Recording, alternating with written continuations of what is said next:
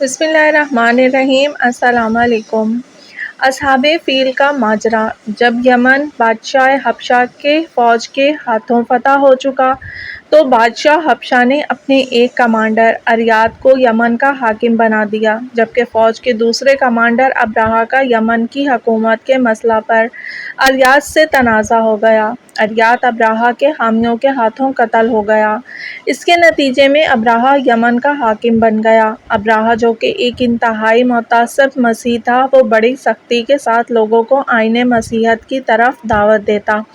اس نے یمن کے شہر صنعا میں ایک عظیم الشان اور بے نظیر کلیسا بنایا۔ اس نے بے حد کوشش کی کہ لوگوں، خاص کر عربوں کو اس کلیسا کی طرف متوجہ کرے اور خانہ کعبہ سے دور کرے۔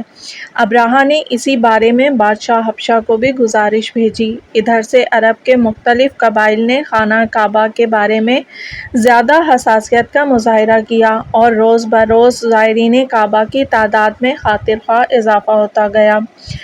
لیکن ابرہہ نے یہ اعلان کر رکھا تھا کہ عربوں کا حج کعبہ سے کلیسائے یمن کی جانب کرے گا۔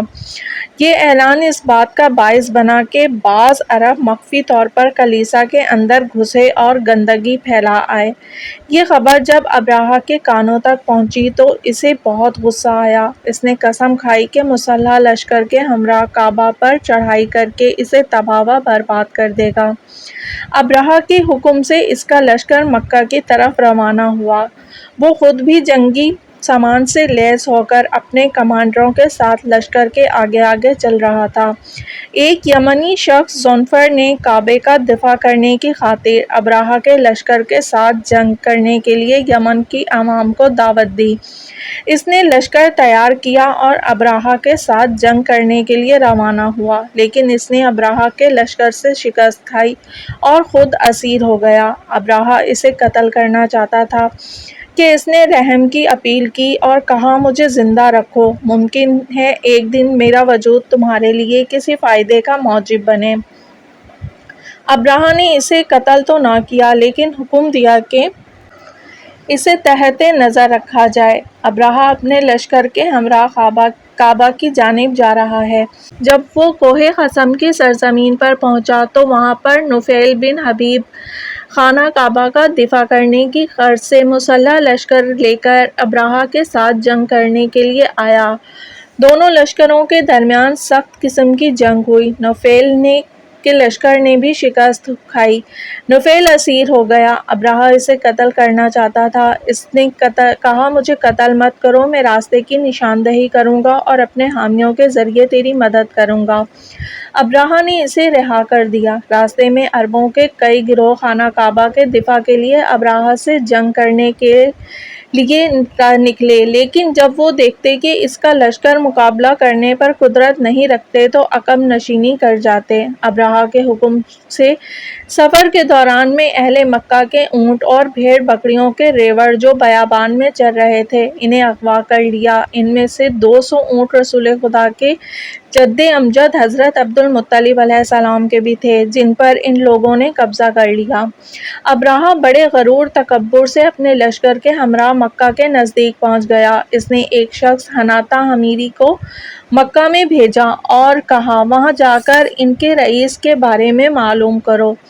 جب وہ تمہیں مل جائے تو اس سے کہو کہ ہم مکہ کے لوگوں کے ساتھ جنگ کرنے کے لیے نہیں آئے ہیں، ہمارا ہدف صرف کعبے کو ویران کرنا ہے۔ اگر ہمیں کوئی نہ چھیڑے گا تو ہمیں کسی سے کوئی غرض نہیں ہے، پھر رئیس مکہ کو میرے پاس لے آؤ۔ حناطہ مکہ میں داخل ہوا، رئیس مکہ کے بارے میں پوچھ گچھ شروع کی۔ لوگوں نے کہا، عبد المطلب ہیں۔ وہ حضرت عبد المطلب کے پاس گیا اور ابرہہ کا پیغام پہنچایا۔ حضرت مطلب علیہ السلام نے فرمایا، ہمارا جنگ کرنے کا کوئی ارادہ نہیں ہے اور نہ ہی ہم جنگ کرنے کی طاقت میں ہیں۔ خانہ کعبہ خانہ خدا اور خانہ ابراہیم خلیل خدا ہے۔ اگر خدا نے چاہا تو وہ اپنے گھر کا دفاع خود کرے گا۔ حناطہ نے کہا، میرے ساتھ آؤ، ابرہہ کے پاس چلتے ہیں، کیونکہ اس نے مجھے حکم دیا ہے کہ تمہیں اس کے پاس لے جاؤں۔ حضرت عبد المطلب علیہ السلام اپنے بعض بیٹوں کو ساتھ لے کر حناطہ کے ہمراہ ابرہہ کی طرف روانہ ہوئے۔ جب وہ لشکر کے قریب پہنچے تو حضرت عبد المطلب ہاتھیوں کے نگہبان شخص انیس کی رہنمائی میں ذوالفقار کی وساطت سے ابرہہ کے پاس گئے۔ ابرہہ نے حضرت عبدالمطلب کا بہت احترام کیا، اپنے تخت سے نیچے اترا، زمین پر بیٹھا اور حضرت عبدالمطلب علیہ السلام کو بڑے احترام سے اپنے پاس بٹھایا۔ اپنے مترجم کے توسط سے انہیں کہا، آپ کو کس چیز کی ضرورت ہے؟ عبدالمطلب نے کہا، مجھے خبر ملی ہے کہ تمہارے آدمی میرے 200 اونٹ بھگا لے گئے ہیں، حکم کرو کہ وہ مجھے واپس کریں۔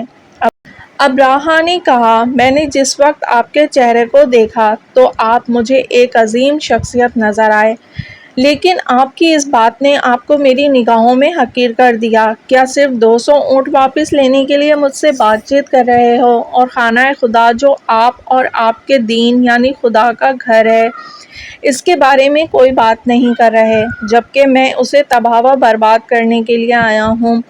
حضرت مطلب علیہ السلام نے فرمایا، میں اونٹوں کا صاحب مالک ہوں اور خانہ کعبہ کا بھی ایک صاحب ہے، وہ عنقریب اس کا دفاع کرے گا۔ ابرہہ نے تکبر اور گستاخی سے کہا، کسی میں اتنی جرأت نہیں ہے کہ وہ مجھے خانہ کعبہ کو ویران کرنے سے روک سکے۔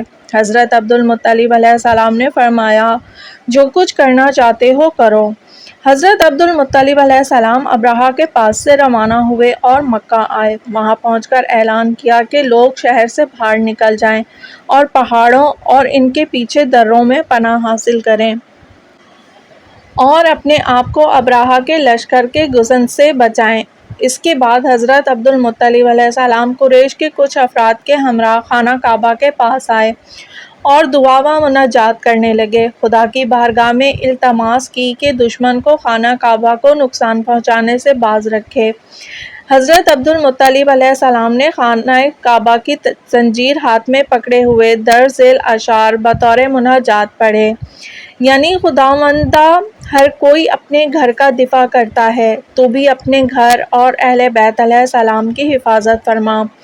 وہ دن کبھی نہ آئے کہ مسیحوں کی صلیب اور ان کی طاقت تیری قدرت پر غالب ہو۔ وہ اپنی تمام طاقت و قدرت اور ہاتھیوں کو اپنے ہمراہ لیے ہیں تاکہ تیرے حرم کے ساکنین کو گرفتار کریں۔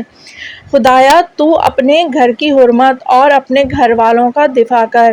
آج اس گھر کے سانکوں کے آلے صلیب اور اس کی پوجا کرنے والوں کے مقابلے میں مدد و نصرت فرما۔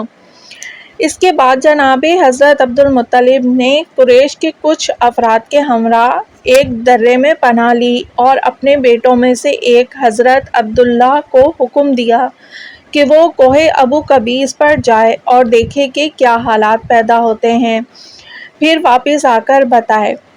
جس وقت صبح طلوع ہوئی تو ابرہہ مکہ میں داخل ہونے کے لیے تیار ہوا، اپنے لشکر کو منظم کیا۔ اس کا ارادہ یہ تھا کہ خانہ کعبہ کو ویران کرنے کے بعد یمن لوٹ جائے گا۔ جس ہاتھی پر ابرہہ سوار تھا، اس کا نام محمود تھا۔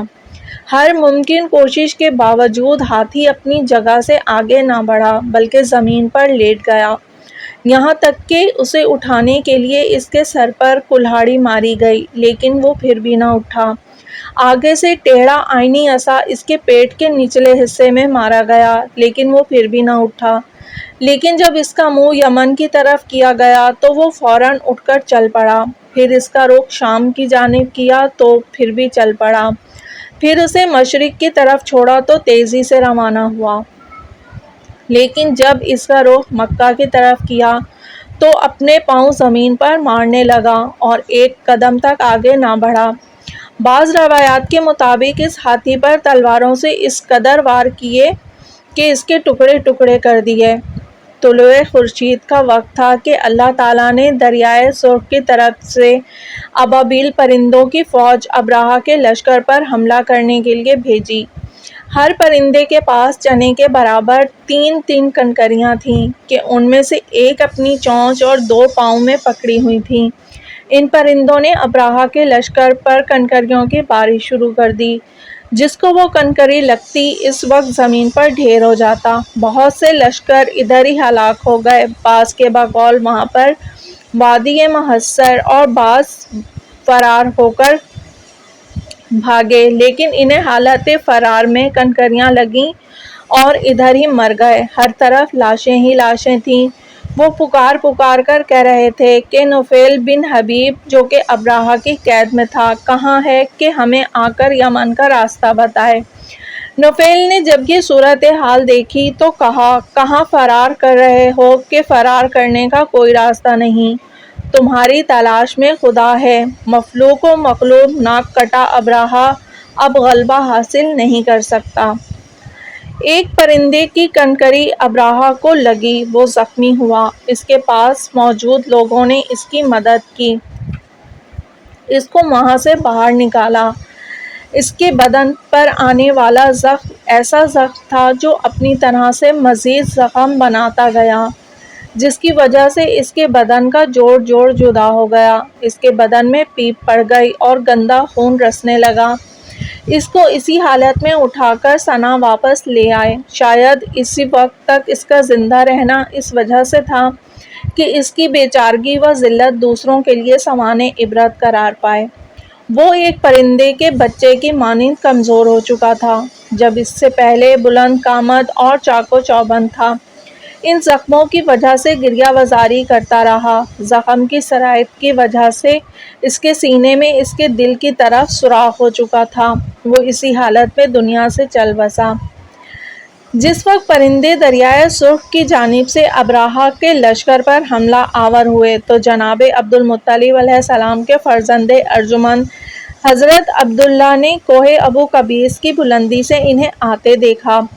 وہ اپنے والد بزرگوار کی خدمت میں آئے اور کہا بابا جان، دریائے سرخ کی طرف سے سیاہ بادل دکھائی دے رہے ہیں جو ہماری سرزمین کی طرف آ رہے ہیں۔ جناب عبد المطلب خوش ہوئے اور بلند آواز سے کہا اے قریش، اپنے گھروں کی طرف لوٹ جاؤ کہ تمہارے لیے خدا کی مدد آ چکی ہے۔ یہ عجیب و غریب واقعہ پیغمبر اسلام کی ولادت باسعادت کے سال میں پیش آیا اور اس قدر اہم تھا کہ اس کی شہرت دنیا میں پھیل گئی۔ عربوں نے اس سال کا نام عام الفیل یعنی ہاتھی والا سال رکھ دیا۔ اللہ تعالیٰ نے بعثت پیغمبر صلی اللہ علیہ وآلہ وسلم کے بعد اس واقعے کو بطور خلاصہ قرآن میں سورہ فیل کے نام سے بیان کیا۔ یہ تھی داستان اس شخص کی جس نے اپنے متکبرانہ نعرے سے گوش فلک کو بہرا کر دیا تھا۔ وہ اور اس کا تاریخ میں بے نظیر لشکر یوں تباہ و برباد ہوا اور قرآن نے اسے عصف معقول یعنی چبائے ہوئے بھوسے سے تعبیر کیا ہے۔